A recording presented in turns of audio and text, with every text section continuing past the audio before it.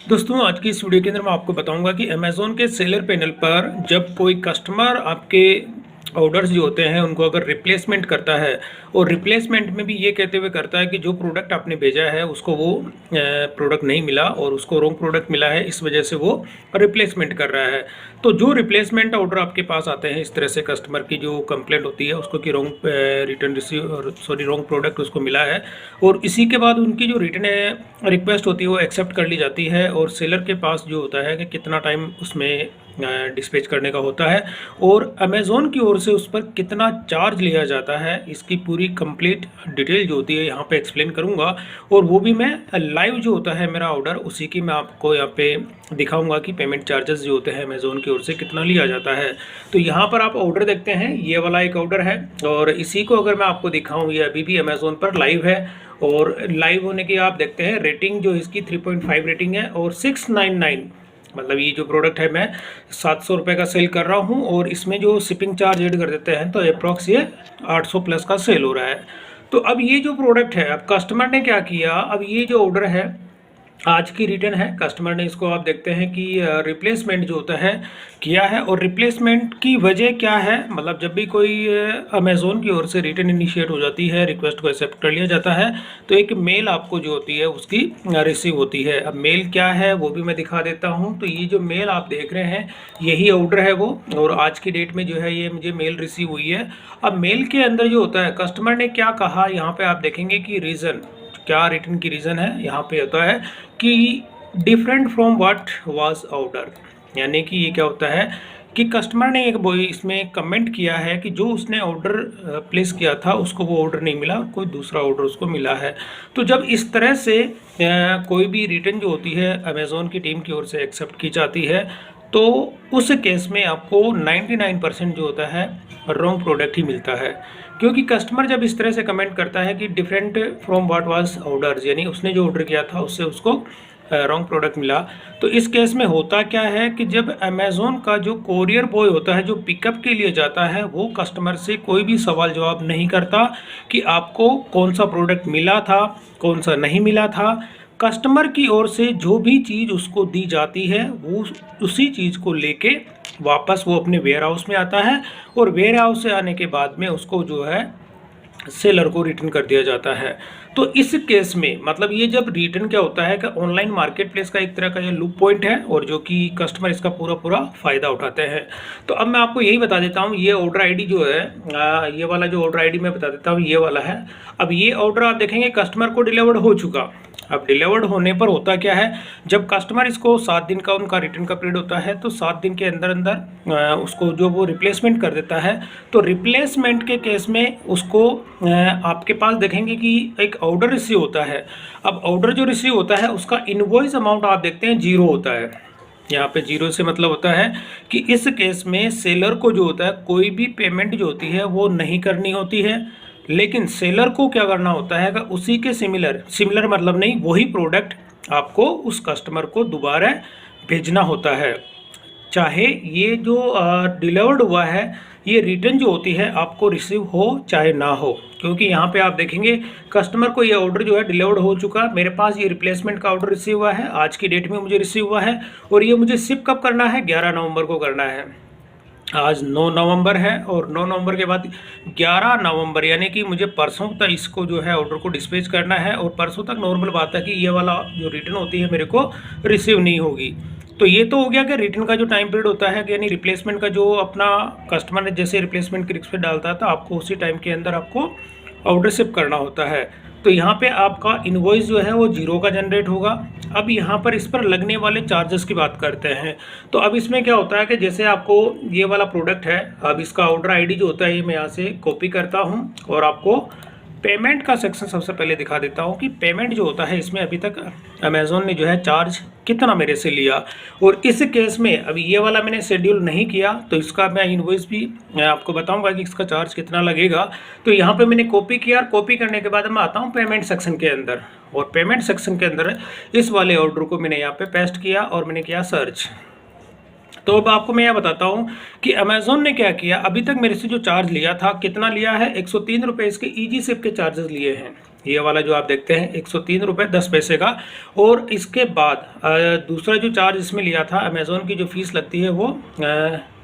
यहाँ पे sorry easy SIP के जो चार्जेस होते हैं ये 143 रुपये है। ईजी सिप पे चार्ज 143 हैं। और इसके अलावा अमेज़ॉन की जो मार्केटिंग फ़ीस होती है या दूसरी जो चार्जेस होते हैं वो लिए 103 रुपये। तो यहाँ पे मैं अगर आपको समझाऊँ, ईजी सिप मेरे 150 रुपये लगे हैं और अमेज़ॉन के चार्जेस होते हैं वो 100 रुपये लगे हैं। तो दोनों को अगर मिला दो तो 250 रुपये का चार्ज तो मेरे यहाँ पे लग चुका है। अब 250 रुपये का तो ये अमेज़ॉन ने जो चार्ज है मेरे से ले या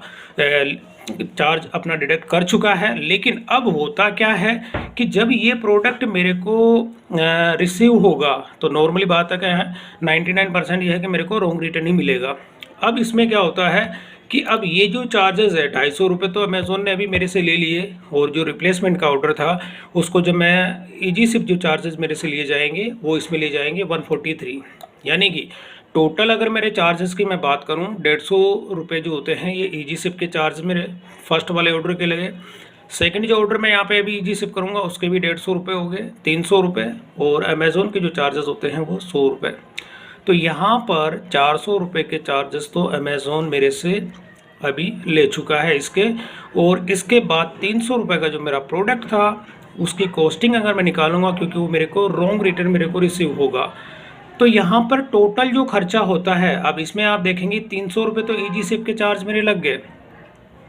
400 रुपये ये हो गया और 300 रुपये का मेरा प्रोडक्ट हो गया। तो ऐसे करके 700 रुपये जो कॉस्टिंग होती है यहाँ पर ये निकल जाती है। और 700 रुपये के बाद 300 रुपये का मैं अभी जो ऑर्डर डिस्पैच करूँगा तो वो वाली वैल्यू हो जाती है। तो ऐसे मिला के 1000 रुपये का मेरा इसमें खर्चा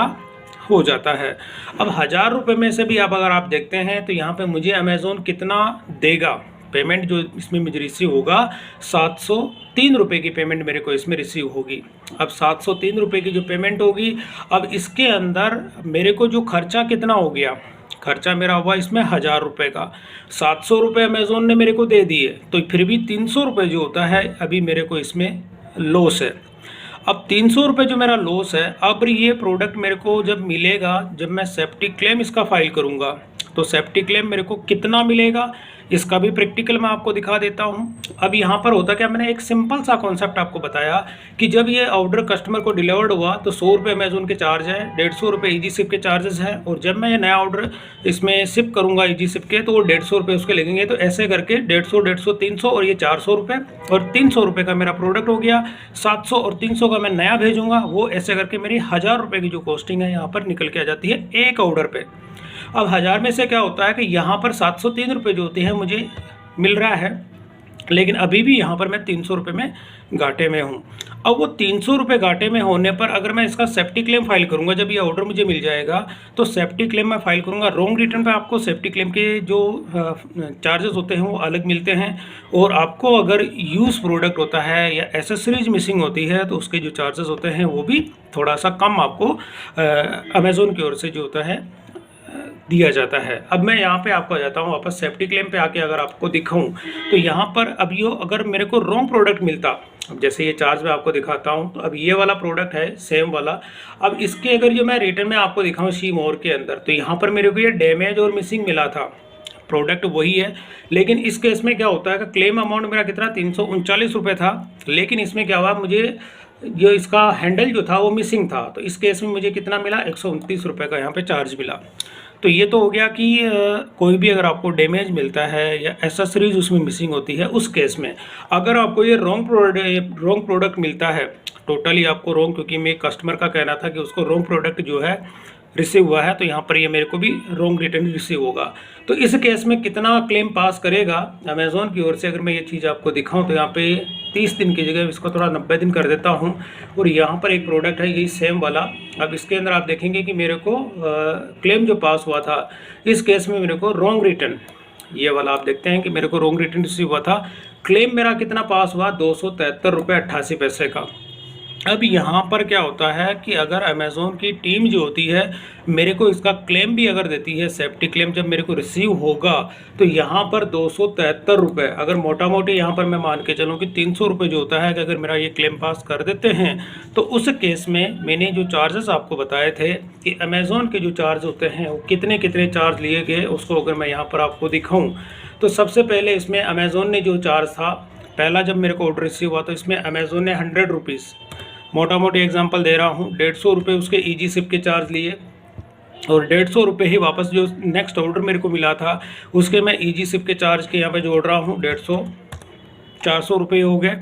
अब 400 रुपये होने पर अब प्रोडक्ट मेरा गया था 300 रुपये का, यहाँ पे 300 रुपये मैं प्लस करूँगा, 700 रुपये हो गए। अब मैंने नया ऑर्डर जो था उसको भेजा, उसके भी मैंने चार्जेस यहाँ पे लिए 300 रुपये, यहाँ पे मैंने प्लस किया 300, तो ये हो गया 1000 रुपये हो गए। यानी कि मैंने इस पे ऑर्डर पे कितना टोटल खर्चा कर दिया 1000। अब 1000 खर्चे होने पर होता क्या है कि अमेज़ोन ने मेरे को कितना दिया था, इसमें से माइनस कर देता हूँ 700 रुपये, क्योंकि 700 रुपये मैंने आपको दिखा दिए थे और यहाँ पे इक्वल, तो अभी भी 300 रुपये जो होता है कि यहाँ पर मेरे को इसमें लॉस हो रहा है। तो 300 रुपये जो होते हैं, अगर यहाँ पर मैं आपको दिखा देता हूँ सेफ्टी क्लेम, अब यहाँ पर ये वाला जो प्रोडक्ट होता है, अगर अमेज़ोन की टीम की ओर से मेरे को इसमें सेफ्टी क्लेम जो मैं फाइल करूँगा और वो मेरा क्लेम पास होता है 273 रुपये का, तो यहाँ पर लमसम इतना ही अमाउंट होता है। तो यहाँ पे मैंने किया -273, तो 27 रुपये का। मतलब यहाँ पर क्या होता है कि अब इस तरह से जो मेरा लॉस जो होगा ये यहाँ पर जो भरपाई होती है, यानी कि कुल मिला के अगर इस केस के अंदर मेरे को जो कस्टमर रिप्लेसमेंट कर रहा है, तो यहाँ पर मेरे को नो लॉस नो प्रॉफिट, मतलब यहाँ पे 27 रुपये का मेरा का लॉस है। लेकिन अब यहाँ पर क्या होता है कि ये मैंने जो प्राइस यहाँ पे रखी है, अब यहाँ पर तो आप देखेंगे कि ये जो प्रोडक्ट है अमेज़ोन पे अभी लाइव है और 700 रुपये का मैं इसको सेल कर रहा हूँ, शिपिंग चार्ज मिला के 800 रुपये, तो मेरी जो कॉस्टिंग थी वो 300 रुपये है। 300 रुपये का प्रोडक्ट होता है, अमेज़ोन पे मैं 700 रुपये का सेल करता हूँ, तब जा कर के मेरे को रिटर्न आने पर, यानी कि मेरा कोई नो लॉस नो प्रॉफिट। हालांकि इसमें मेरे को लॉस तो हो रहा है, लेकिन इतना लॉस नहीं है कि जिसमें कि मैं इसको उस हिसाब से कैलकुलेट करूं कि मेरे को इसमें टोटल लॉस हो रहा है। लेकिन अगर इस प्रोडक्ट को मैं 700 से कम प्राइस में अगर मैं इसको 500 रुपये तक में सेल करता, तो मेरे को 100% इसमें 200 से 250 रुपये का लॉस होता। तो यहाँ पर ये बनाने का वीडियो बनाने का मकसद सिर्फ इतना ही है दोस्तों, कि यहाँ पर कोई भी अगर प्रोडक्ट आप सेल करते हैं तो जो रिटर्न चार्जेस जो लगते हैं किसी भी मार्केट प्लेस में, चाहे वो अमेज़ॉन हो, फ्लिपकार्ट हो, मीशो हो या कोई दूसरा का कोई सा प्लेटफॉर्म हो, तो उस पर कभी भी आप अपने प्रोडक्ट लिस्ट करें तो इस चीज़ का आप ज़रूर ध्यान रखें कि कोई भी अगर कस्टमर होता है उसको रिटर्न करता है या रॉन्ग रिटर्न आपको भेजता है, तो उस केस में आपके जो चार्जेस लगते हैं उस चार्जेस की कैलकुलेशन और उसका कुछ परसेंटेज जो होता है आप अपनी लिस्टिंग जो प्राइस होती है उसमें हमेशा ऐड करके रखें, ताकि इस तरह से जो कैलकुलेशन मैंने अभी आपको समझाई है, जो प्रोसेस मैंने आपको बताया है, तो उस केस में मैं अपने जितने भी प्रोडक्ट हैं उन सब में कस्टमर के जो रिटर्न चार्जेस होते हैं या मेरी को जो मार्केट प्लेस मेरे से उसमें रिटर्न चार्जेस लिए जाते हैं, जितने भी लगते हैं, वो सारा मैं उस लिस्टिंग के टाइम में सारी कैलकुलेशन को करता हूं और करने के बाद में मैं वो प्राइसिंग उसी हिसाब से रखता हूं, ताकि कोई कस्टमर अगर इसको रिटर्न करता है तो मेरे को कम से कम इसमें नुकसान हो। अगर आप प्राइस को उसमें ऐड नहीं करेंगे तो आपको इस केस में जो नुकसान होता है वो ज़्यादा हो सकता है। तो प्राइसिंग की कैलकुलेशन के लिए मैंने यहाँ पे आपको लाइव एग्जांपल दिया है कि अगर आप वो कैलकुलेशन नहीं करेंगे तो कितना आपको लॉस होगा। मेरा इस केस में आप देख रहे हैं लाइव एग्जांपल दिखाया मैंने आपको कि कस्टमर जब रिप्लेसमेंट करता है फिर भी मेरा इसके अंदर जो है लॉस हुआ है। लेकिन यहाँ पर क्या होता है कि अभी इतना लॉस नहीं है जितना अगर आप अपनी कहीं जो स्ट्रेटजी के ऊपर है, आप जिस हिसाब से इसमें कैलकुलेशन में जितना परसेंटेज आप उसमें ऐड करेंगे उसी हिसाब से आपका इसमें लॉस को जो होता है कि आप बचा सकते हैं। तो दोस्तों वीडियो पसंद आई तो इस लाइक और शेयर जरूर करें, मेरे चैनल को सब्सक्राइब करना ना भूलें।